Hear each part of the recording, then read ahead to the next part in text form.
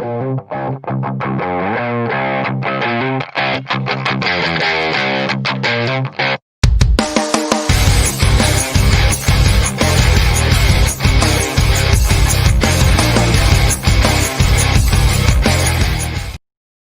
guys, and welcome to this podcast. Welcome to this live stream. Thank you very much, everyone, for joining us. Today, we've got a good episode as we're looking back at the shit show that was the year 2020, and we will look forward to 2021.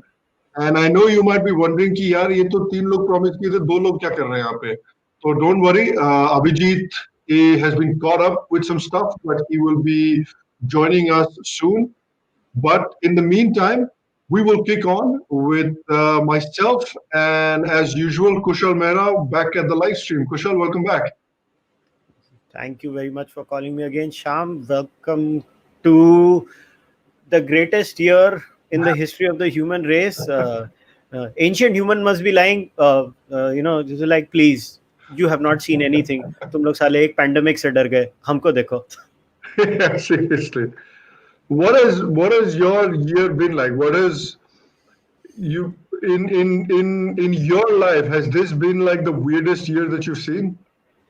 Well, as far as business is concerned, I think the worst year in my life as a businessman, to be very honest. I started in 2002 when I came back from Canada. From 2002 till this year, I've never really had this bad a year. See, you have bad years in business, but वो जैसे मतलब आदमी को आदत होती है क्योंकि business continuous चल रहा होता है. But this was something. So in textiles, basically what happens is your season is from February onwards is your real season. When you start preparing, and it goes on from February to say just 20 days before Diwali starts. So that's when our business tends to be very good. And this lockdown happened right at the end of March. And that is the worst time it can hit a business. So yeah, our business was very badly hit. But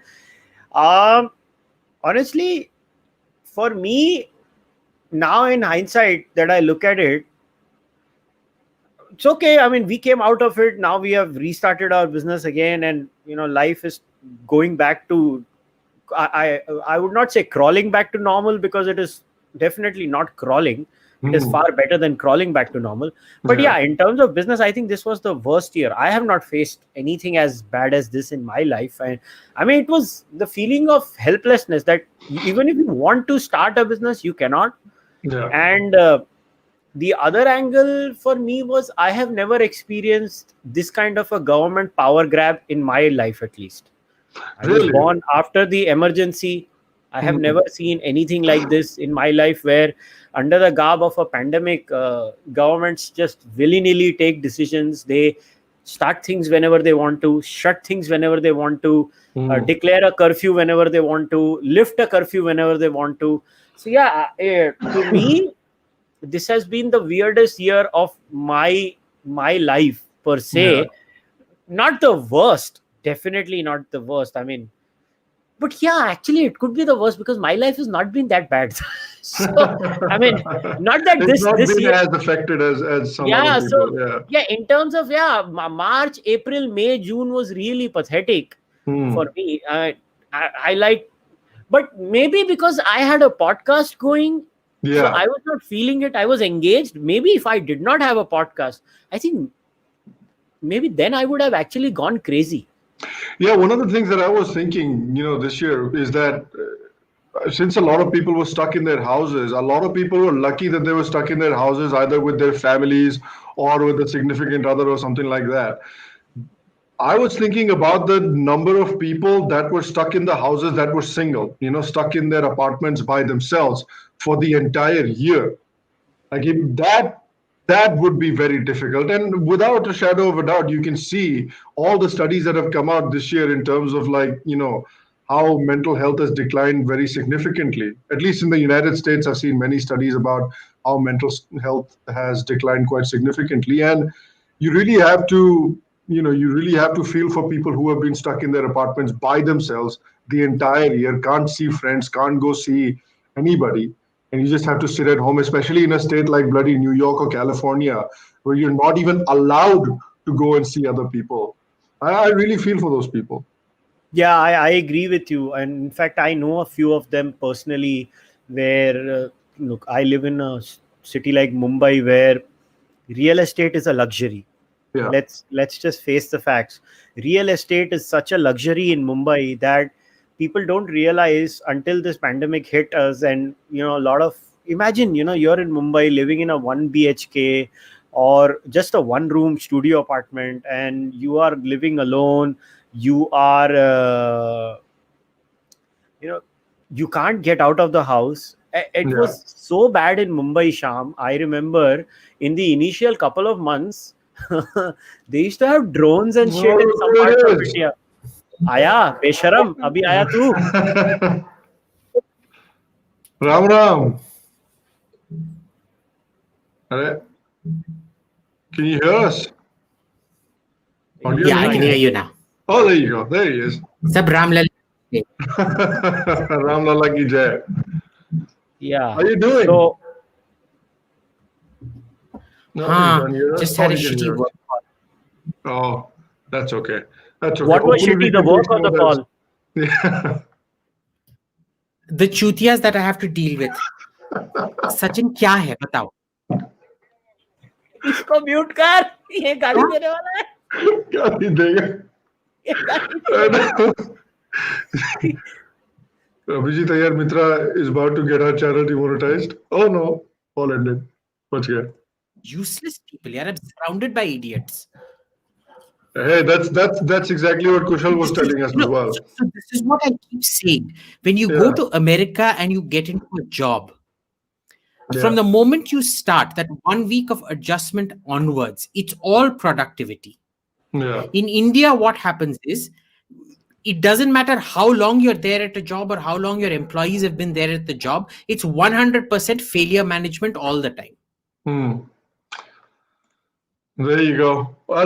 Kushal knows a lot about that. Kushal was just telling us about government overreach and incompetence and all of that fun stuff. So go ahead, Kushal. So I'll tell you, see, working with people, I think I've said this story, but it's worth repeating. So I'll never forget this incident from my factory. So now our factory is 12 hours or 8 hours, and it takes around 12 hours to start and shut it down, the complete process. So पहले जब हम लोग 24 घंटा चलते थे, तो one day in the night I get a frantic call from one of my staff members. He's like, sir बहुत problem हो गया है. So I was like, बाप रे, कुछ फैक्ट्री में एक्सीडेंट हो गया होगा कुछ. तो बोला, what happened? तो बोलता है, सर मेरा चप्पल चोरी हो गया. I am not making this up. Somebody called me at 2 o'clock in the morning and said, sir मेरा चप्पल चोरी हो गया. इमेजिन करो मैं क्या करूं उस आदमी के साथ. और उसने ऐसे प्रेजेंट किया कि क्राइसिस है, चप्पल चोरी हो गई है भाई की. So I think अभिजीत को उनसे तो बेटर डीलिंग हो रही होगी. That's true. Well, not that much better, huh? Not that much better. Every day I just see proof of why we're a third world country and why we're going to continue to be a third world country and why there's absolutely no way out. Vishwaguru my ass, Atmanirbhar Bharat my ass, because if you become Atmanirbhar, it's going to be a perpetual, there's a movie called The Human Centipede. Yeah. It's where this doctor, he connects 3 human beings from mouth to rectum. The mouth of the second guy is sewn to his rectum, and the mouth of the third guy is sewn to the second guy's rectum. That is kind of how India operates. Yeah. It's sort of a mouth to rectum existence in infinite loop. So since you're in such a good mood, Abhijit, tell me about how your 2020 has been in general. What have you thought about? What are your general feelings on this year? What a horrible year. I can't wait for it to come to a bloody end. There was nothing good about this year. It's, the year I went to jail was way better. I actually had lots of moments of fun and shit like that, right? Really?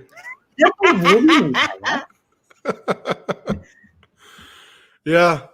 It's been a sucky year. And we were talking, Abhijit, Kushal and I were just talking a couple of seconds ago about this whole, a lot of the people that were stuck these days. A lot of us were actually stuck. Somebody was stuck with like a significant other. Somebody was stuck with family, but a lot of people were stuck with somebody or the other. But then there were also a lot of people that were just stuck by themselves in their apartments, nothing to do, can't go out anywhere. And especially in the US here, when it's states like bloody with Cuomo in New York and Newsom in California, guys, we need to be Atmanirbhar Bharat. That's Narendra Modi. Narendra Modi is in the live chat. Nice. Oh. And so it must have been like, I was just thinking like how tough that might have been for certain people, especially who were stuck at home by themselves, alone, can't go anywhere. Like, yeah, my heart goes out to those people. Look, in the final analysis, we're a lot better off than most people have been this year. Yeah. Right. For most of my friends, look, the strata I grew up in Madras in my finishing years, virtually every big industrialist family was from my school. Okay? Right. But there were a lot of small, medium, micro people who set up their own thing. The big companies are okay. They're hurting, but they're okay. The small guys, virtually every one of them has shut down now cumulatively because of a whole range of issues. First, there was demo, then there was GST, and then, COVID was the ultimate backbreaker. Now, you can't plan for COVID, but there are things that should have been planned better. We got the worst of lockdown and we got the worst of unlock. Yeah. Okay, lockdown should have been abandoned the moment the Tablighi Jamaat thing erupted, because then you knew there was no way that you were going to flatten the curve. Right. And so, you should have, and there were people who called it out. Remember that. I think Narayana Murthy said, the after effects of the lockdown are going to kill many, many more people than COVID will. And, we lose between 2 to 4 lakh people a year to tuberculosis. We don't shut the country down for tuberculosis, do we? Yeah. We lose over 1 lakh of people to road accidents every year. We do nothing to improve our road infrastructure. What is this sudden, this thing? Log mar rahe to mar rahe, yaar. What can you do about it? Yeah, I mean, I understand. It was a whole set of tough choices, but I think it's a compound accumulation of bad and worse choices. Sabka unlock ka bhi bhugto, lockdown ka bhi bhugto. Now during unlock, the new rampant strain of the virus comes in from the UK. 20 of those families are now untraceable. You know that, na? Yeah. Yeah. And this is in unlock. So see, I'll tell you what bothers me the most. Yeah. See, what bothers me the most is the level of unscientific rubbish that has been peddled under the name of expert advice, and the kind of rubbish. Let's take this. Abhijit has raised a very good point. Let us talk about this new UK strain. Okay, to UK se aaya hai, to kya kare? I think what we should do is every country should develop their own strain, and then we should have a World Cup. And then that strain could be given to everybody. वैसे I think Nigeria or some African countries already at it. उनका नया strain आ चुका. उन्होंने बोला UK hold my beer. Yeah. But here's the problem. See how stupid the discourse is. Just because there is a new strain and just because it is contagious doesn't mean it is lethal. It doesn't mean anything. It is just contagious. तो secondly, अब मैं तेरे को लिख के दे रहा हूं ये शाम, मोस्ट प्रोबेबली ये राइट होने वाला है. 14 दिन की बात है. जो भी ये यूके शूके का ड्रामा है, 14 दिन में दूध का दूध, पानी का पानी हो जाने वाला है. और देखना कुछ नहीं होने वाला है. और मगर होगा क्या उसके बाद भी? कोई गधा मीडिया में जाके अपने नेता लोगों को पूछने नहीं वाला है, तो भाई बंद क्यों किया? कुछ तो हुआ नहीं. Reason, yes, see, Sham, nobody wants to face the reality. Initially, जो इंडिया नंबर्स दे रहा था कोविड के, मैं death, see I am willing to concede that the official stats that are given when it comes to deaths caused by Covid are less. Let us assume it is 2x of what the actual number is. It cannot be more than 2x, नहीं तो लाशों के ढेर लग जाते थे, और India में कुछ भी कर सकते हो, लाशें नहीं छुपा सकते. अरे यार, you can call a doctor in the urban center and you'll know लोग मर रहे हैं, मगर नहीं हो रहा था. पॉइंट ये है कि इन्फेक्शन इतना रैम्पेंट था. तो यार सोचो, अभी I don't know what is the slum percentage in Delhi. I think it's around 56% if I remember correctly.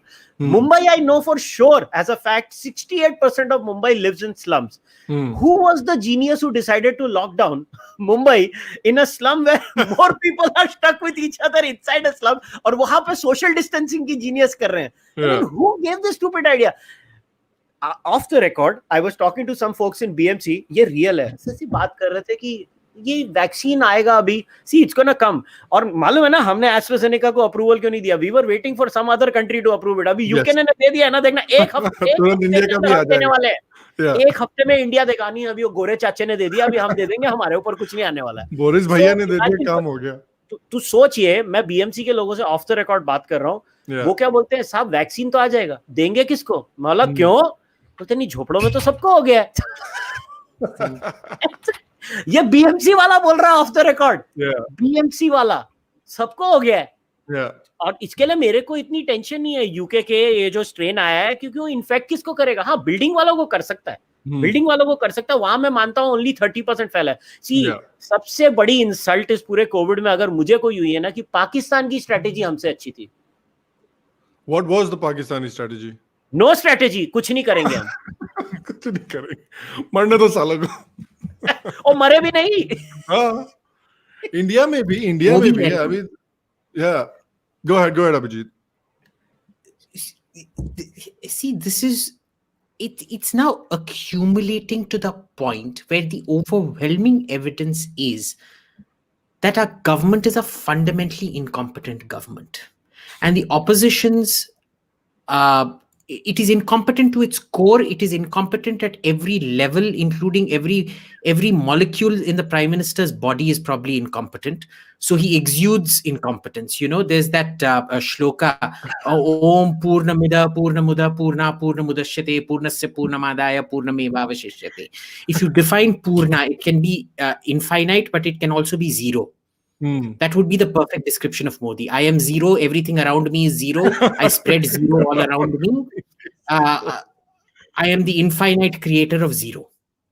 Okay. Dude, you had a tweet. Remember, I think recently or something, today or yesterday, you had a tweet.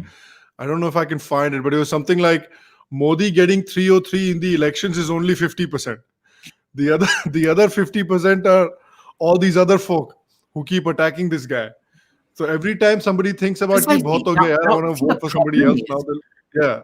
Now the problem is we have to give Modi credit that uska dil probably अच्छे जगह पे है. He's just way over his pay grade. Okay. The problem with these other fellows is that they keep accusing him of malign intentions when the poor guy is just incompetent. Right. Okay. And it's your natural tendency that when you see somebody getting bullied, and he does get bullied, let's be clear about it. Just because he's the prime minister doesn't mean he can't get bullied in that sense. The problem is he probably takes it too much to heart as well. Right? He's the sort of village simpleton that वो एक picture आया था ना जहाँ वो weekend में बकरा बनाते हैं किसी को. What? They get some joker off the street, these two guys, and every Sunday it is their pastime. Their wives go away and they make bakra out of this poor guy from the village. What movie are you talking about, dude? I've never seen this movie. I don't know. There was a movie like that. Okay. So the point is, they make bakra out of him. He takes it to heart and he determines policy based on that I must be seen to be good. I must be seen to be statesmanly or whatever. Right. And the attribution to him is always malign. He didn't do it because he has a great conspiracy to take over the country, fascism, la-di-da-di-da. Yeah. Okay?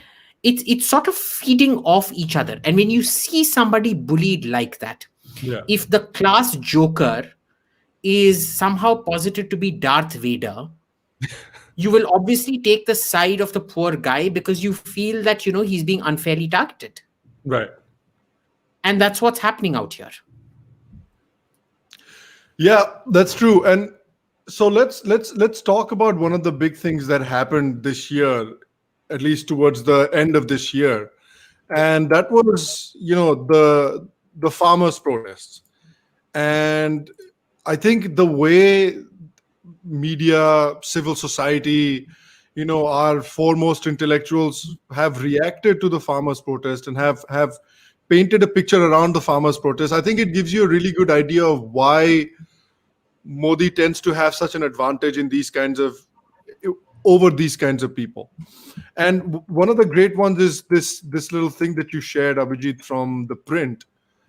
This was article at the print. The headline is CM Amrinder Singh's appeal fails. 150 more telecom towers destroyed by protesting farmers. Protesting farmers in Punjab have vandalized and damaged a total of 1,338 towers, mostly of Reliance Jio, snapping connectivity.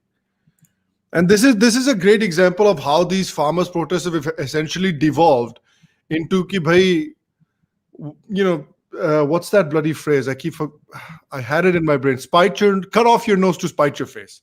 That's what this is. This is essentially what that is. And it actually gets better. Turns out, I just found out about half an hour back. Do you know they don't belong to Reliance Jio? They'd sold it to a Canadian company called Brookfield or something like that for $3.7 billion. seriously? So Justin Trudeau basically supported the same people who caused zero loss to Reliance Jio and full loss to a Canadian company. So congratulations, Justin Trudeau. I've shared it on my Twitter timeline if you want to go see the name of the company, the newspaper clipping. They sold it just 2 months back, 6th October 2020. Yeah. The deal was cleared and it went through. The payment was made and the transference of assets was done. Every tower being brought down called Reliance Jio is owned by this Canadian company. Brookfield. Who probably contributed funds to Justin Trudeau's election campaign. अब भुगतो बहुत अच्छी तरह से भुगतो. This is what Canada deserves. This is what the Liberal Party deserves, and this is what every Justin Trudeau voter deserves. But the good thing is, Canadian immigration, because of their internal law, is now keeping a watch. All these farmers who were WhatsApping their messages to their Mausa ji, Pai Ponda, Mami ji, or whatever in Sadda, Canada. All their videos of bringing down towers are being analyzed by Canadian intelligence and Canadian immigration to see kisne kya kiya hai. They are not going to get their visas or their immigration through. Yeah. I did not know that. That's very funny to me. But at the same time, Kushal, the way these farmers' protests have eventually ended up devolving into, like, I feel like within the public, people had a little bit more patience for the farmers' protest than they had for removal of 370, than they had for, CAA, simply because जो हमें घुट्टी पढ़ाई गई है ना कि भाई अन्नदाता and all that. So simply because of that, Jai Jawan, Jai Kisan, people were a little bit more willing to give the farmers leeway than CAA and Article 370.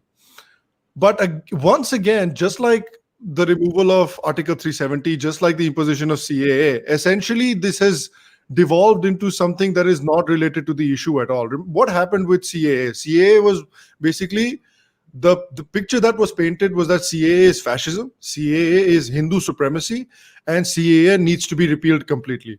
Removal of Article 370 is Hindu fascism. It is Hindu supremacy over a poor, weak little Muslim state, and it needs to be that step needs to be revoked completely.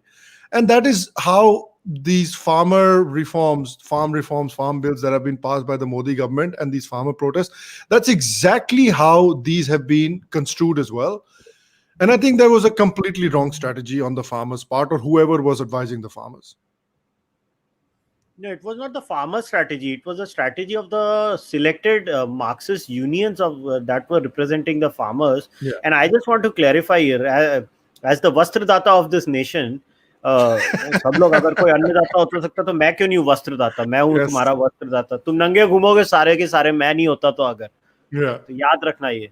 So मुझे भी उतनी respect चाहिए जितनी अन्नदाता को चाहिए. अन्नदाता को चाहिए तो वस्त्रदाता को भी चाहिए. They put the food in your tummies. Kushal puts the clothes on your back. Yes.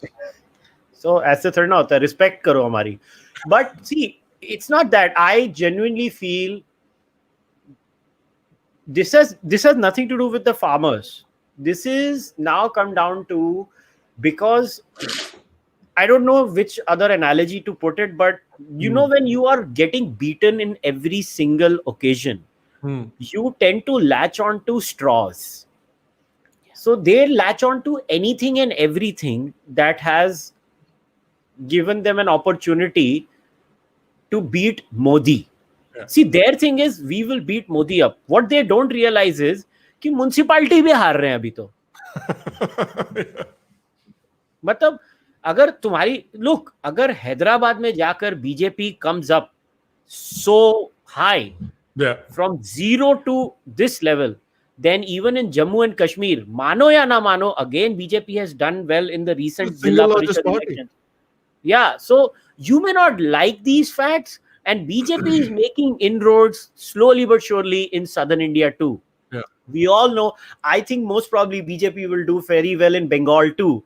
They can't fathom what is happening. Well, the reason they can't fathom what is happening is because they have closed their ears and they're literally gone into la la la la la la la la la la la la mode. Yeah. They are in that mode. It has nothing to do with farmers. How can it be about farmers when every single political party before these laws were passed were asking for these same laws? Yeah. Everybody. Congress was asking for this thing. BJP was asking for this thing. Aam Aadmi Party was proposing this thing. Yeah, Akali Dal. Captain Amrinder Singh was asking about it. Tamasha bana diya. It is a stick to beat Modi with. Yeah. I mean, I don't know if you guys have. एक घंटे पहले आया है farmers की meeting हुई है agricultural minister के साथ. उन्होंने clear बोल दिया हम नहीं हटाने वाले ये laws. नहीं हटने वाला है.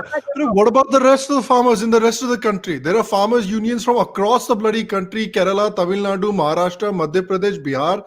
They're all saying we like these bills. Please do not get rid of these bills. What about those guys? वो अन्नदाता नहीं है, वो झंडदाता है. What are those? वो झंडदाता ही है ना. झंडदाता है. Yeah, like seriously, like what do we do about the rest of the farmers, Abhijit? Look, we can keep putting it minimally. What are we going to do about the farmers? But look, this is clearly a policy problem. This government doesn't know how to do policy. This government doesn't know how to do law and order. CAA में, there are people sitting down in the middle of your capital. You can't control within 5 kilometers of Rashtrapati Bhavan and the PMO. यार तुम हरियाणा पंजाब में कैसे control करोगे? 5 kilometre control नहीं कर सकते तो तेरी औकात ही नहीं है उधर 50 किलोमीटर बाहर कंट्रोल करने की. ठीक है ना? बस ढोकला खाते रहो. ढोकला खाने से ज्यादा तुम्हारी औकात नहीं है. ठीक है ना? Number 1. Number 2, look at how sad it is. A communications blockade is considered an act of war. A blockade is considered an act of war. Communications is a central subject. The communications ministry does not issue anything telling the state government to protect communications equipment when they know the threat was made 4 or 5 days before it was actually carried out. Yeah. Okay. Number 1.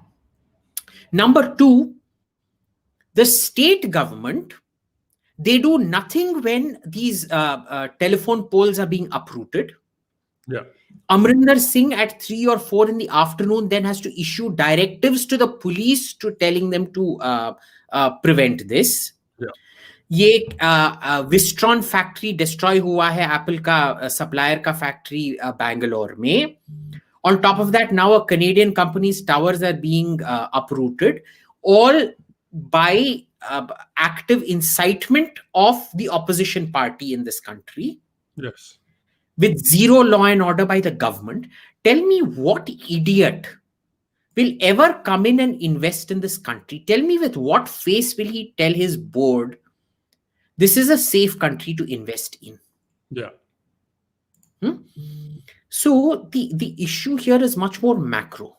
When we analyze it through the prism of the farms protest, we can look at the micro, but we always need to take back the macro lessons. The macro lessons here are, we don't understand preemptive, proactive policy A, and B, we don't understand law and order. And between the two of that, you are basically... Yeah. Well, that's an old problem. That's an old problem that I nobody seems to be interested in whatsoever, especially the law and order situation. Abhi, what happened in Karnataka with the attack on that factory, these kinds of things have happened before as well. In Tamil Nadu, this has happened. This has happened in Bengal, obviously. I think Singur, it happened in Bengal. These kinds of things just... these kinds of things. Maharashtra mein puri textile industry, how have we forgotten? The entire textile industry in Mumbai, Maharashtra was destroyed because of this nonsense. That's right. And the thing is... Though, mind you, I have to tell you, in Tamil Nadu, both in the case of that copper plant and in the case of the Kudangulam nuclear reactor, do you remember Chidambaram acted very decisively on the nuclear reactor? And on the Sterlite plant, EPS, OPS came down very quickly with a demonstration of force. That is called good governance. Right. I know people hate Chidambaram, but Chidambaram broke their backs. He never flinched even once in breaking the backs of those Kudangulam protesters. And he cancelled the FCRA clearances of all those NGOs that were supporting those anti-nuclear protesters around Kudangulam. उसे कहते हैं leadership, उसे कहते हैं 56 inch की छाती. 56 inch. Yeah, but you have to understand, it politically benefits Narendra Modi. So why would he do it? I mean, at the end of the day, politically, all these things... Modi seem to be tough on law and order. He's looking like a weakling. This is why they lost Delhi. Yeah. They were anyway going to lose Delhi. That's a different matter. But you don't want somebody sitting and twiddling his thumbs and knitting sweaters or, giving yoga mudras with peacocks or whatever in the background, while a bunch of smelly, disheveled, body odorous, malodorous students or whatever are sitting and occupying a main street stinking of biryani, having eaten mutton biryani every day and not bathed or brushed their teeth in 15-20 days. Yeah. That's it in a nutshell, essentially. And see, here's the other thing. It may benefit Modi. Assume I'm wrong, Kushal, and you are right. Well, it does. It clearly does, right? It obviously does. But there's a difference between what benefits Modi and the BJP as a political party and what benefits India in the long term. So here, he's consistently placing his own electoral prospects over the national interest. Yeah, absolutely. That is a fair accusation. That I'm willing to accept. Yes. And that is particularly dangerous. Yeah, I agree with you. And that has been my... This was something... do you remember this very curiously came out? I think it was Veer Sanghvi that put it out. Though I didn't think he wanted it twisted that way, the way I did. But if you read Veer Sanghvi's column, his sort of eulogy to Pranabda, he said, Pranabda probably should have been Prime Minister, not Manmohan Singh, because Manmohan Singh said, no, the nuclear deal is in the national interest. Government chahe bhaad mein. This country needs the nuclear deal with America and I'm staking my government on it. And Sonia had to give in and say, haan ji, hum karenge. Had Pranabda been there, he would have foregone the nuclear deal for the sake of preserving the government. Yeah. So in any equation that you look at it, Manmohan Singh was the patriot and Pranabda was not. Right. So this is like that. And this is why I'm telling you, even now, you can keep making fun of Manmohan Singh. He's a very caricaturable man, but he was a fundamentally decent, good human being. Yeah. Weak, yes. But, even weak people have greatness in them sometimes. Yeah, sometimes. In this case, I'm seeing both weakness and zero greatness. Om Purnamuda Purnamida Purna Purnamudachyate Purnasya Purnamadaya Purnameva Avashishyate. This is 3D chess that Abhijit doesn't understand. Yeah, 4D mega chess. 3D नहीं भाई 10D chess है ये तो हाँ 10D chess. So before we go on to meme review, and I want to ask you guys your favorite thing for 2020 and your least favorite thing in 2020. But really quickly, I want to direct you towards this particular tweet. And this is like the worst example of like Indians copy pasting SJW strategies from America into India. And I'm sure most of you have seen this. This is some madam who's talking about her incredible achievements. This and is she said, Abhijit's find best me friend. exactly. Find me a Brahmin woman who has done half of what I've done at 36. We can talk about my credentials later. And then there's a great tweet by the True Indology guy who was talking about a bunch of Brahmin women who have done much more amazing things than Miss Kandaswamy has been able to achieve.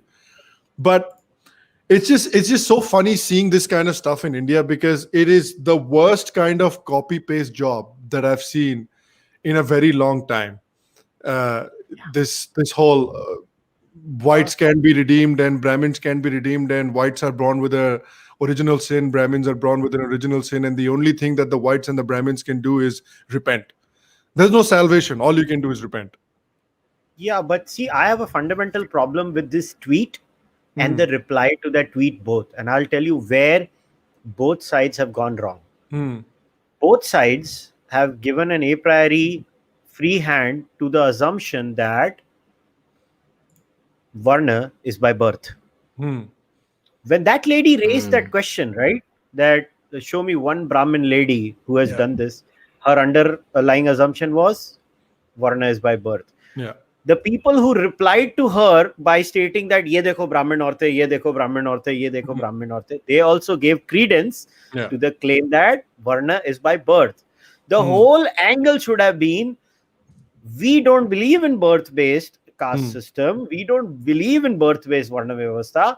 We reject this claim of yours fundamentally. ब्राह्मण अगर पुराने system के हिसाब से भी करना है तो कुछ गुणों के आधार से होना चाहिए था ना, गुणकर्म विभागश्च, right? So the so called believers always tell us that, right? When we have a discussion on caste, सबसे पहले मेरे को आगे बिलीवर्स क्या बोलते हैं? चातुर्वर्णम माया सिस्टम गुणकर्म विभागश्च, वही आके बोलते हैं ना. तो यहाँ पे वो चातुर्वर्णम साइड में गायम और सीधे आ गए सारे के सारे, वो ये देखो ब्राह्मण औरत, ये देखो ब्राह्मण औरत. सी, इसको बोलते हैं टट्टी डिस्कोर्स. दोनों साइड में टट्टी थी, एक साइड और दूसरी साइड. दोनों साइड बेसिकली अज्यूम करते हैं कि there is, see, both sides are giving credence to this. This is very dangerous. Nobody went up and told that Kandaswamy lady that we reject this claim itself. You are no special, nor is the other person. I can show you many women, irrespective of their varna, who are better than you because you are pathetic anyways. Yeah.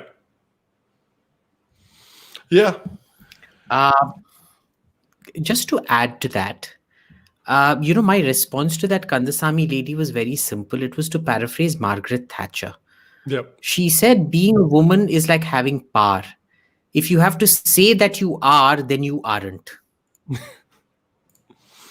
So that's correct. It's like a woman has to announce. It's like Michelle Obama has to keep stating she's a woman because there's lots of rumors about her being intersex or trans or whatever, given that huge Adam's apple in her throat. Meena Kandaswamy is a bit like that, you see. If she has to keep saying that she's meritorious wherever she goes, obviously she isn't. Second is, yes, somebody in the comments pointed out, yes, that movie was Bheja Fry. That was the movie, Bheja Fry, the one that I was talking about. Okay. Oh. The third is to answer the question you asked, the best and the worst. I think for me, the best moment as well as the worst was Galwan and that entire incursion. And I'll tell you why. It was because of the entire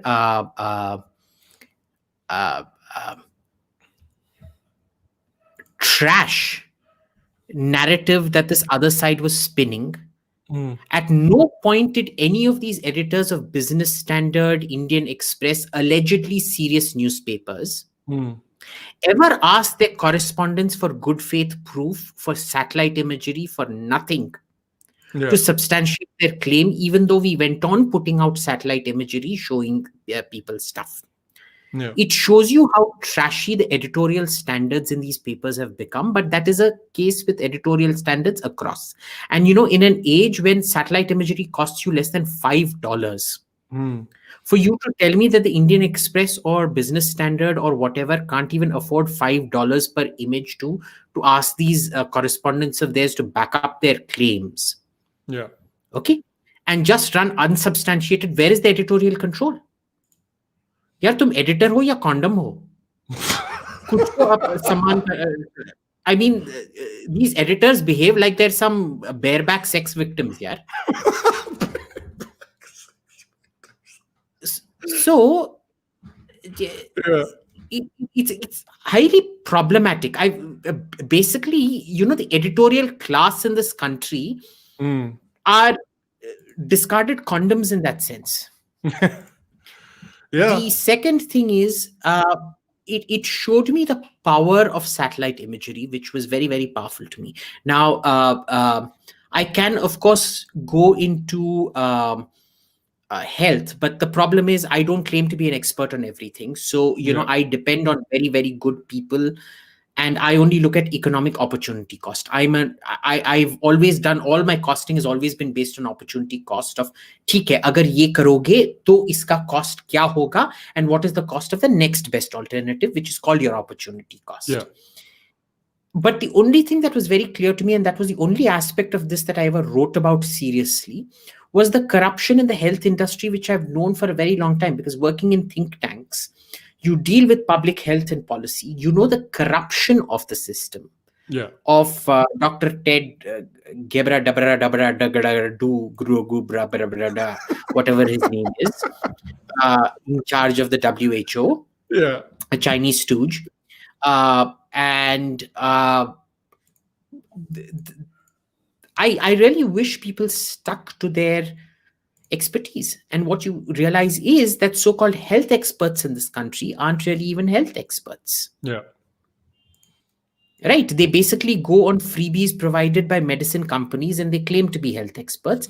And what is remarkable is I was sitting down and talking to a lot of these people, and they said that is exactly how you become a health expert in this country. In most cases with doctors, what happens is these health companies have medical reps that will come and try to sell you ki dekhiye sir hamara product behtar hai and this and that.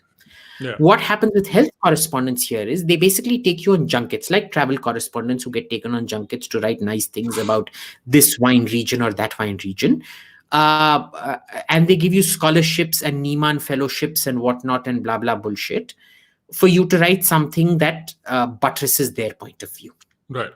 Okay. And that was the only thing I wrote about in the health thing. To have my views on health, I never claimed to be an expert on health.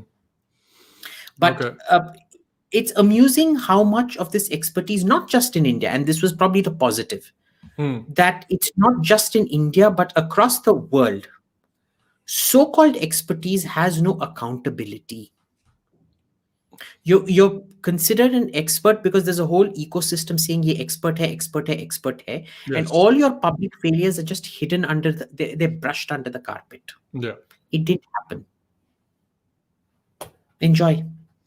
I think one of the more glaring things this year has definitely been for me, if I talk about what was, I mean, this is kind of like a worst and best, I suppose, mix. It's more worse than best, I suppose, but it has been a complete lack of trust and a complete erosion of trust in many sort of institutions that people used to have a certain amount of trust going in, whether it's, something like a WHO, whether it's media in general, like the way, if you look at mainstream media and the way it has covered the 2020 elections, you can think whatever you want about Trump. You don't like Trump, that's completely fine and dandy. But the thing is, the way that the election has been covered and the way that the day Biden was declared the president-elect, immediately all fascism went away. Immediately all questions about Biden, all questions about Hunter Biden, all questions about Kamala Harris's background, all questions about Biden's cabinet picks, all of that stuff went away. Washington Post started writing articles about how it's very important to welcome this normalcy. This is a return to normalcy. Let's not worry about who's in the cabinet, who's done what. This is just a return to normalcy. Let's just be happy about that. And Stephen Colbert, sorry, go ahead. Yeah. It's worse. I'm just going to read out something that my friend Max Abrams just tweeted out. Right. It's an excerpt from the Atlantic. So if you just give me 1 minute, I'm going to quickly read it out. Yeah, go for it. It's from the latest piece in the Atlantic. The drama has made him famous, but Jim Acosta said he doesn't expect, Jim Acosta of CNN, doesn't expect to bring the same crusading style to his coverage of the next administration. Quote, I don't think the press should be trying to whip up the Biden presidency and turn it into must-see TV in a contrived way. End of quote, Wow. he said. That sounds like a double standard. Acosta told me it's not partisan. It's a matter of professional solidarity. In his view, Trump's campaign to discredit the press has constituted a quote-unquote non-stop national emergency, one that required a defiant response. If being at the White House is not an experience that might merit hazard pay, he said, then perhaps it is going to be approached differently. Daniel Dale, the former Toronto Star correspondent who rose to stardom at CNN for his exhaustive cataloging of Trump's lies, says his beat will necessarily expand come January. Begin quote, it will not be a 24-hour, 7-day-a-week job to fact-check Biden. Yep. He told me, though he stressed that the same intensity and rigor should be applied to the incoming president. The simple reality is that Biden doesn't lie nearly as often as Trump does. Consequently, Dale hopes to spend more time debunking online disinformation and digging into claims made by congressional leaders. If you haven't seen a more blatant example of partisanship and ass licking, I don't know what the hell is. Yep. And what about you, Kushal? What has been your worst and best of 2020? Well, the worst is, and people can accuse me of being overdoing it, but since the pandemic, I have observed a trend across the world. There is an erosion of our democratic rights under the garb of a pandemic. What scares me the most is the utter lack of attention people are giving to this, especially in India, where I don't know how many people have actually read the Pandemic Act. Under that, the kind of powers the government has, it will scare the shit out of you. Yeah. That's the kind of power the government has. And to see what is happening in India, look, I'll give you an example. Now, suddenly, willy-nilly, Maharashtra government from the 22nd to the 5th of next year has decided that there will be a night curfew from 11 o'clock to 6 in the morning. Like I said, COVID is like Shahenshah, कि अंधेरी रातों में तूफान राहों पे COVID को मिटाने के लिए एक मसीहा निकलता है. So रात को आता है. COVID हो गया शहंशाह. दिन में, and imagine, मतलब 20% of your population is out in the night. 80% of your population is out in the day, but COVID सिर्फ रात को होगा. दिन में क्यों होगा जी? And weekend. रात में निकलने वाला. हर और weekend. And this has been the worst power grab. Yeah. Taking away our rights. This has been the worst. I told you, I did not experience the emergency. This is the only thing I've experienced in my life where I am scared.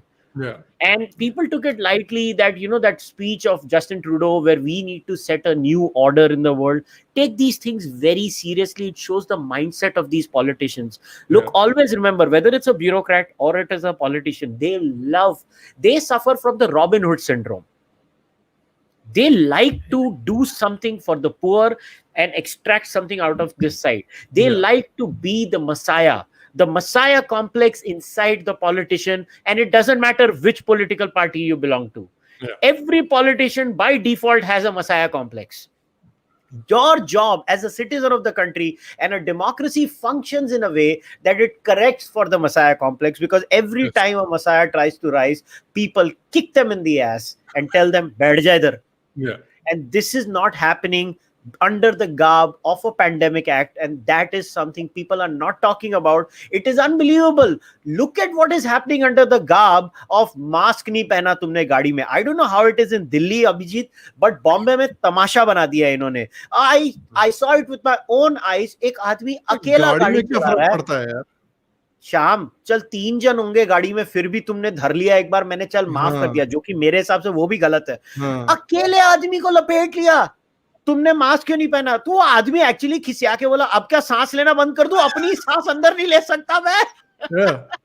ये हो रहा है, और आप बोल रहे हो कि आपकी फ्रीडम्स नहीं जा रही हैं. See, the biggest problem with the people of India, and see, अभी ये बोल दो कि social media is not a representative sample. हाँ ठीक है, नहीं है, अरे मगर पुशबैक तो करो सोशल मीडिया पे. कोई क्वेश्चन क्यों नहीं करता है? अभी दूसरा, the kind of rubbish that is peddled by the media. अब ये है ना, ये अभी नया तमाशा देखो वैक्सीन में है ना. अभी मैं तुमको डेटा बता सकता हूँ शाम, 25 तारीख तक का मैं तुम्हें डेटा बता रहा हूँ, ठीक है? CDC का डेटा है ये, कोई मेरे, I have not taken this data out of my S. 11 million doses of COVID-19 vaccine have been already delivered, out of which 2 million have been administered. मतलब 2 million दे दी गई है. This is the data up to 25th of December. Right. CDC has collected 353 incidents of adverse reactions from 50 states and territories. Only 8 were serious. There were 4 hospitalizations and no deaths. तुम जाके discussion देखोगे social media पे, fear mongering का, media का, हे मर गए, बर्बाद हो गए, वैक्सीन के अंदर से तुम्हारे पिछवाड़े से सुइयां निकल रही हैं. तो साला शर्म करो, कितना डराते हो लोगों को. वैक्सीन से लोगों की जान बचेगी. किसने बोला वैक्सीन 100% सेफ है? किसने बोला 100% सेफ होती? अरे सालो, कोई भी वैक्सीन 100% सेफ नहीं होती है. आज तक कोई वैक्सीन नहीं निकली है. आज तक द एफिशिएंसी वैक्सीन्स में कंसीडर की जाती है 70%. अगर आ गई तो बहुत बढ़िया है. यहाँ तो यार ये लोग 95%, 93% है सबकी यार. So this is my problem. This is my problem and people don't realize it.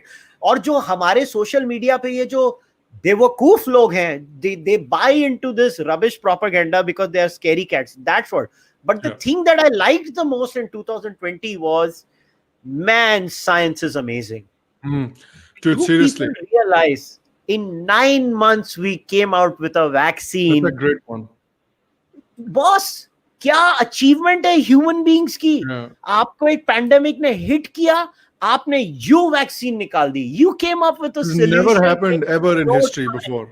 And you know why it happened? Because for the first time they removed sufficient number of regulations, and look, lo and behold, the vaccine came out. And the people who came up with that technology of mRNA, they should be given a Nobel Prize. Because they have solved the development problem of vaccines forever. That is the biggest achievement, in my opinion, of 2020. It is a triumph of science, even when Scientific American has betrayed us by openly going political, because that was the one journal I used to religiously read every single month. Those are two good ones. The vaccine one, it really is. I think it can't be overstated how big of an achievement that is. To have a pandemic hit and the very same year develop a bloody vaccine for it. Like that's pretty bloody unprecedented. All right, so are you guys ready for the final meme review of 2020? We'll do a quick meme review and then we'll do a couple of questions, and I'll let you guys get on with the rest of your year. So let's do our final meme review of 2020. We got some good memes this time around, and thanks again as usual to Blinky for curating the memes for us. So here's the first one. This comes to us from Blinky. Cereal bag. When you take it out of the box.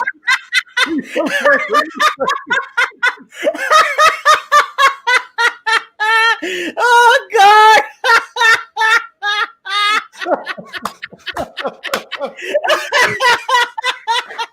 You're right out the door with a good one.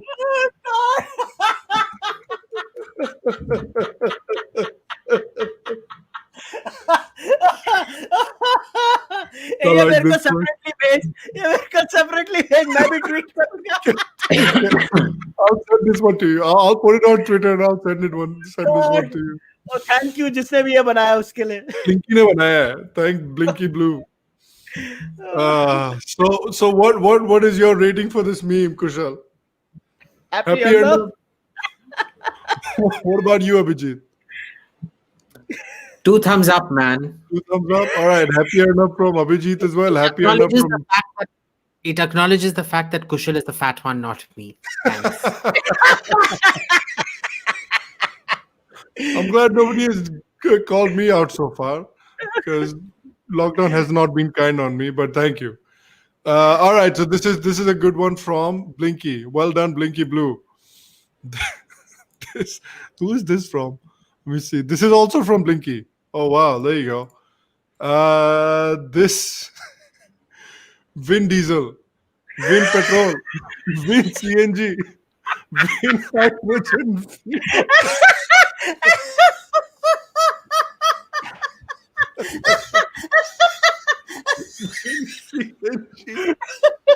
This is a good one. I like this one. Huh? Yeah.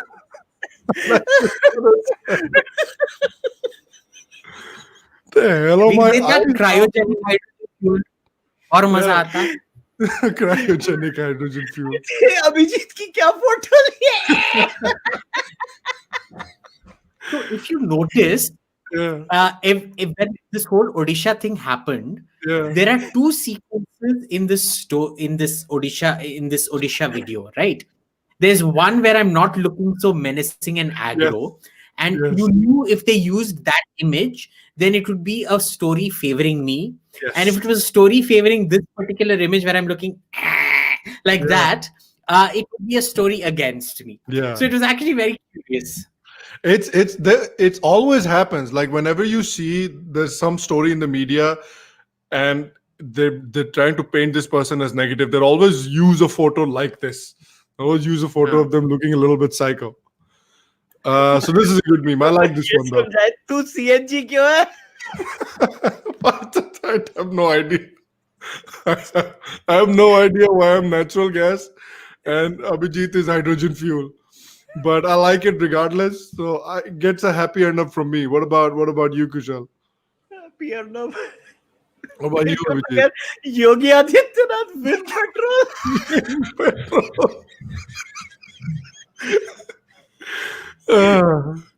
Good one from Blinky. This one comes to us from Yes, You're Correct. Yes, You're Correct's meme. This is remember the calling rates 4 years back? If Punjab farmers are Annadata, then by that logic, Ambani should be Internet Data. I know both logics are just jump. 1,500 mobile towers damaged in Punjab by farmers. After a few days, back to Airtel. 1 GB for 500, 2 GB for 995. Yeah. This is a very relatable meme, by the way. So I'll give this an okay end up. But this is essentially what it is. The thing is, it's a good meme. The problem is mimetic memory has to be short. It can't be such a long narrative. True. On top. एक line से ज़्यादा नहीं होना चाहिए. Yeah, yes, you're correct. This could have been succinct memes. It gets even marking. It should have technically been. Yeah. It's an okay. Yeah, it's an okay now, but it is very funny. It really reminds me of that fable that we all used to hear when we were kids. कि एक बंदा था जो पेड़ की branch पे बैठा हुआ था, and he was sawing off the branch that he was sitting on. That's what this reminds me of, really. All right, this comes to us. Oh, this is also a relatable meme. Comes to us from Srivastav_Ayan. So this is from Ayan Srivastav. Justin Trudeau. Baloch activist died in Canada. Justin Trudeau. Khalistani protests in India. This is so true. It's such a hashtag relatable meme though.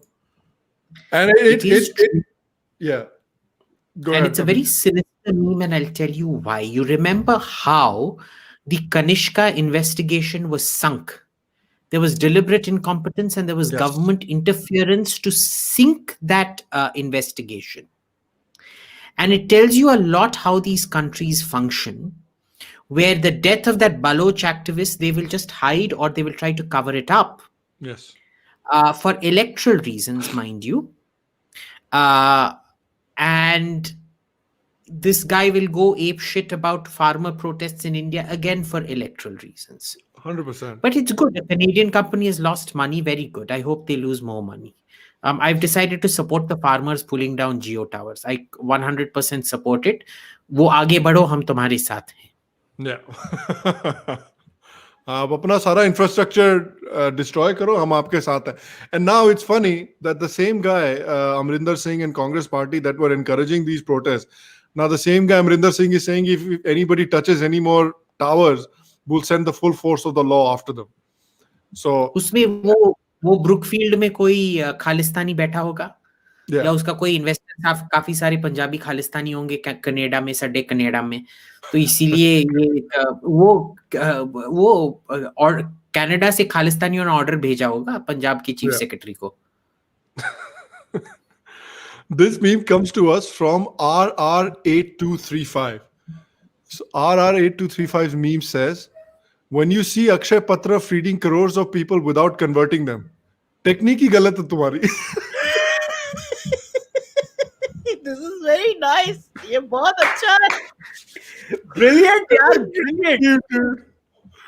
This is a great meme. Technique ही गलत है तुम्हारी. This is we need to send this to Mohandas Pai. Yeah, seriously. We really do. We should send this to all Akshay Patra people. Actually, मुझे भेज Yeah. Mr. Pai को भेजता हूँ मैं. ठीक है. So I'll send you this one and the cereal box one. Yeah, मेरे को भेजिए. I'll send it to Mr. Pai. I'll send it to him. This is from. So this gets a happy earn up. This is easy happy earn up from me. This is brilliant. ये इतनी strong meme है ना, ये इतना बड़ा message भेजती है ये लोगों को. बहुत जबरदस्त मैसेज है इसका. Yes, this is a good meme. This is a good meme. I'm happy to share this meme. This is like 4 happy earn up for this one meme. Yeah. Oh, this is another hashtag relatable meme from Anime X Kshatriya. Hyderabad, Bhagyanagram. I like this Winnie the Pooh meme a lot. But this is a strong, solid meme. Gets an okay earn up from me. What about you, Kushal? Okay. Solid okay earn up. What about you, Abhijit? मैं समझा नहीं यार. Okay. समझा नहीं. This is Hyderabad. पहला नाम था ना भाग्यनगरम. I know what the story is, but I don't get the connection to Winnie the So and all of that. So it's like, yeah, the whole joke. Okay, so if I explain the meme, then the meme gets ruined, but I'll explain it anyway. So basically, the meme is that normie Winnie the Pooh says Hyderabad, but civilized, enlightened Winnie the Pooh says Bhagyanagaram.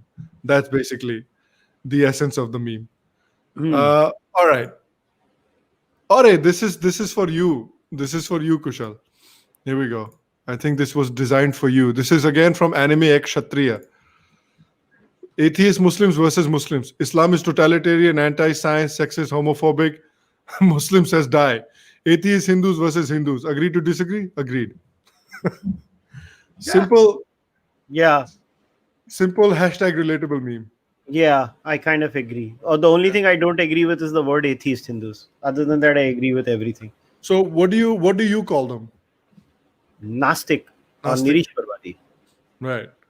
Yeah. Solid hashtag relatable meme from Anime X Kshatriya. Well done. This is a good one as well. This is a new one. This is from Rajpal Satbir.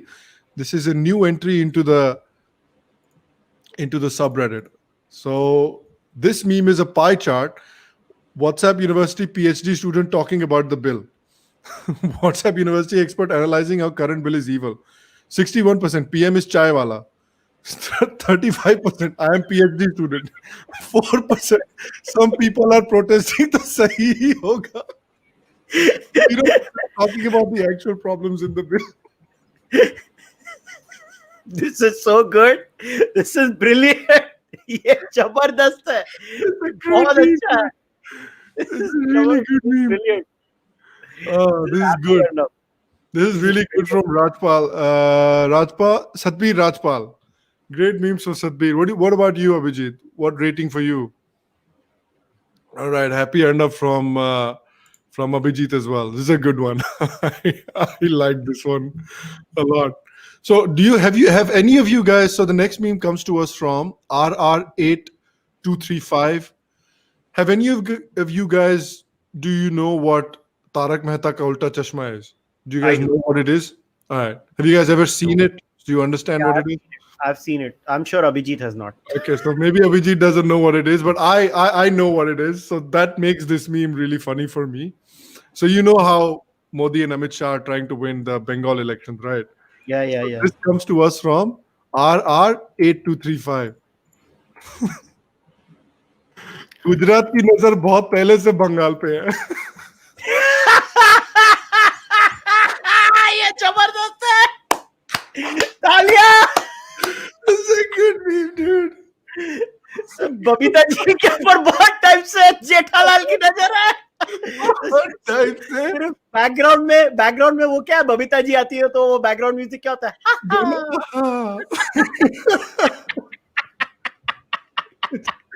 Gujarat की नजर बहुत पहले से बंगाल पे है. This is a solid meme as well, dude. Brilliant meme from RR8235. This gets a happy enough from me, without a doubt. It's a great meme. And Abhijit, come back. I gotta show you this one.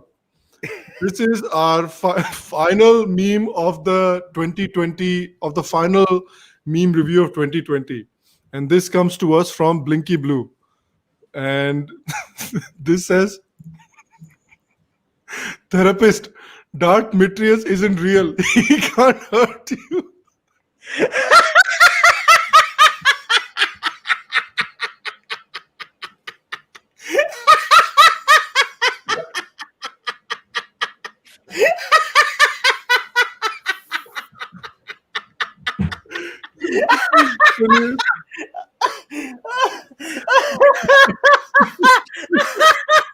I like a lot.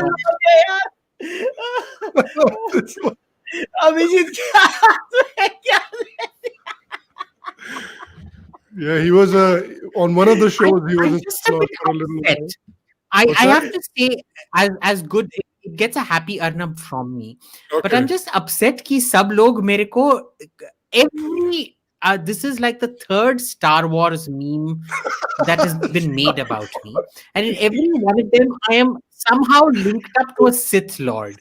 Why am I always a Sith Lord? Why can't I be a Jedi? Maybe because you wear black a lot. Maybe it's the color. छुपाने के लिए करता हूँ. Black is slimming. No. There you go. Well, maybe that's the Sith formula as well. Like you'll always look slimmer than the Jedi. See, today I'm wearing American colors. No, ये लाल है, ये blue है, और मैं गोरा हूँ. Red, white, and blue. So today, my favorite part is the little lightsaber in his hand. That's my favorite part. It's not even a lightsaber, dude. It's like a light butter knife. Yeah, it's like a light butter knife. It really is. Oh, dude, this is a really good one. So this is a very solid last meme of the year. So thank you very much once again to Blinky for curating these memes, for providing us with these great memes. And I hope you guys enjoyed 2020's meme reviews as well. And I hope you'll stick around for meme reviews in the future too. But before I let the two of you go, we just had a couple of questions that I think people sent that I want to make sure that I take. And let me just find them really quick because they got lost in the shuffle a little bit. All right, here we go. So Where is it? Where is it? Yeah. So here's one from Praful Gupta. Let me start with you, Kushal, and ask this question with you first. So Praful Gupta asks, according to you guys, is it wrong to be apolitical? There is no such thing as apolitical. You can be indifferent. You cannot Yeah. be apolitical. There's no such thing as neutrality or being apolitical. You can be indifferent to a subject. I Yeah. mean, if you vote, you're political. If you have an opinion on a political party, it's like you can be indifferent and say, I'm not going to vote. Apolitical is a sham. Yeah. Yeah, there's no such thing, because I remember when back in the day people used to be like, Walter Cronkite, that guy's completely apolitical, that guy's completely neutral, and that's what news should be. But in his own personal capacity, I'm sure Walter Cronkite was voting for someone or the other, right? So clearly, This apolitical drama was started during the Anna Hazare movement. I'm sure both you and Abhijit, you guys remember this I was in whole Delhi thing. at that time. Yeah. Apolitical thing was bandied around at that time. Yeah. Yeah, I don't think it's possible to be apolitical. What about you, Abhijit? What do you think? I don't think it's possible to be apolitical, right? Because I am a swing voter. I keep swinging depending on my mood, how I'm feeling, whatever. Right. And I'm completely unapologetic about it. My vote is my own. If you want my vote, I don't owe my vote to anybody. If you want my vote, तुम आके मेरा चरणामृत पियो, ठीक है? मेरे पाद पूजा करो, मेरे चरण पाद का फोटो अपने पूजा रूम में रख के रोज पूजा करो, ताकि मेरा वोट दूंगा. Yeah. Okay, it is not my great privilege to be able to vote for Modi. Okay. Yeah. So my thing is very, very clear. I will vote for who I want when I want. And I have very strong likes and dislikes, because, one of the things about being in policy is, and I keep telling people this, and this has probably gotten worse ever since I got into policy, looking at things in black and white, is because, see, nuance is for academia. Policy is when you there is no such thing as ye shayad guilty hai, shayad not guilty hai. Right? It's like a jury. When it comes to policy, you have to say hum ye karne wale hain ya nahi karne wale hain. Bas. Yeah. ठीक है? It's taking a measured decision based on a great deal of nuance for you to take a black or white approach to things. Right. So since then, I've become even more polarized in my views and things like that, be it on the BJP's incompetence or on the Congress's insufferable desire for suicide under that baboon. But it is where it is. So, there is no such thing as apolitical at all. Yeah, true. There's a question here from Pravar for you, Abhijit. He said, big fan of you, Abhijit. You always used to say that Soviets were successful in de-Islamizing Uzbeks, Tajiks, and Turkmens, etc. But why do you think that they failed to de-Islamize the Chechens of Chechnya? A good question. Oh, wow. Glad somebody finally asked me that. Lots of things. Right. Nothing's ever monocausal. Remember that. First, look at the geography of where Chechnya is and look at where Turkmenistan, Uzbekistan is. That entire Turkmen-Uzbek border is with Afghanistan and Iran is A, desert, or B, extremely sparsely populated. Yeah. So, it allows a complete cutoff of communications, of trans-border communications and things like that. In the case of Chechnya, even though the repression was far more severe, remember Stalin deported the entire Chechen population to Kazakhstan, and they were only allowed to come back after 7 or 10 years after the entire nation had been deported. What happens is, Chechnya, the Caucasus, have always been extremely densely populated and interconnected with trans-border currents and things like that. So you've never been able to sort of isolate them the way you could isolate Central Asia.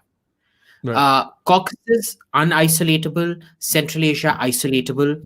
And there's always been a far greater sort of connect, because technically if you look at Chechnya, Azerbaijan was annexed from Iran into the USSR. Remember that, right?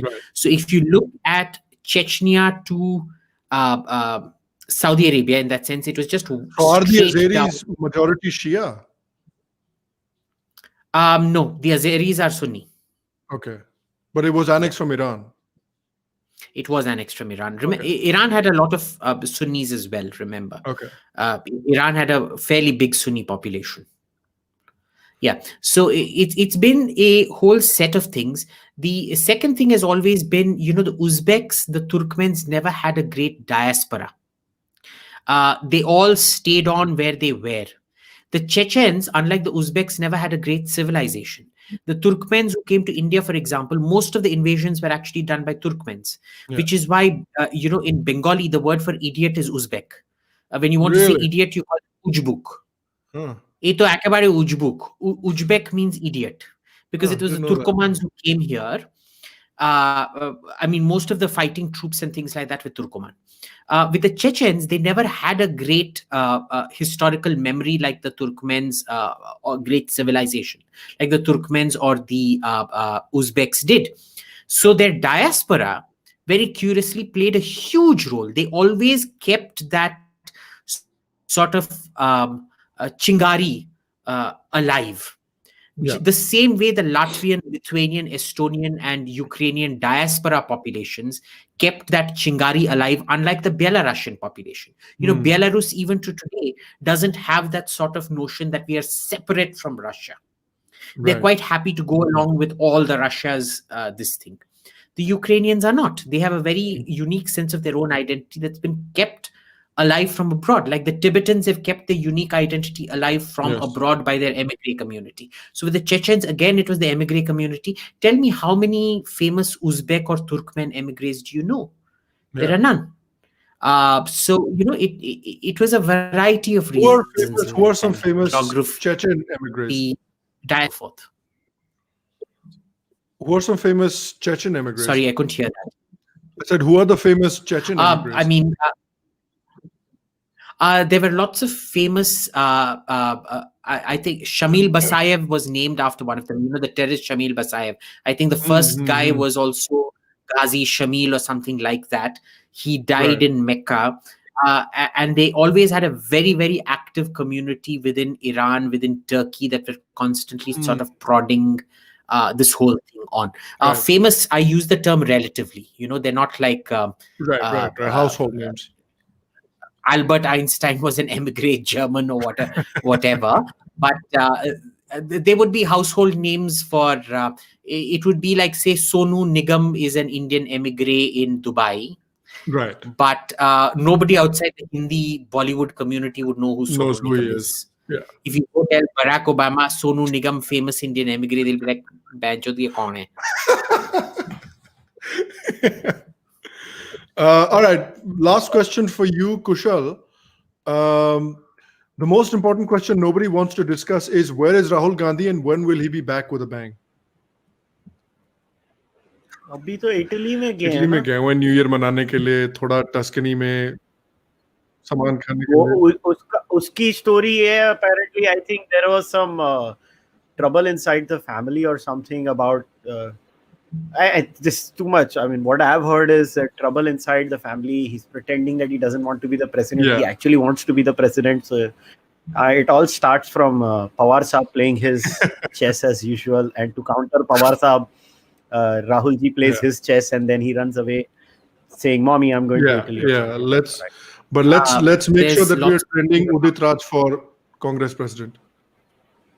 So I sincerely believe Rahul Gandhi should be the Congress president for life. For life.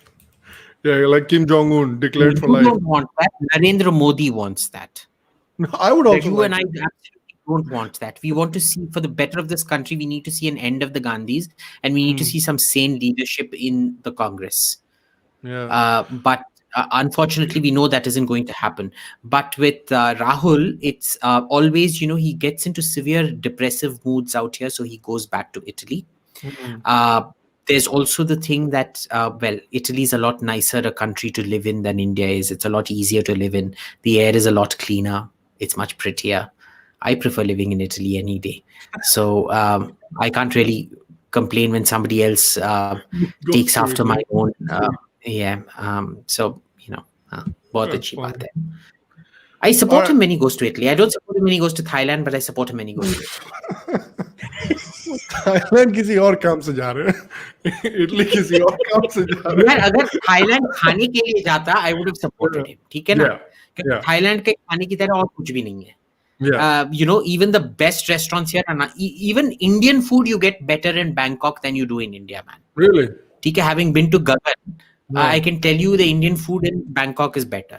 Really? ठीक है. Huh. The problem is he doesn't go there for food. He goes there for another kind of consumption, which is yeah. Well, all right, guys. That was this last live stream and meme review of 2020. I hope you guys, everybody has had some tough times during this year, but I hope these meme reviews have provided you with some moments of levity, some moments of happiness, and we will continue to try and do so for you in 2021 as well. One final comment that we had, super chat that we had from Subu was Happy New Year to you all. Chumma tu Abhijit Takla. There you go. So nice. Well, thanks very much, Subu, for the good wishes.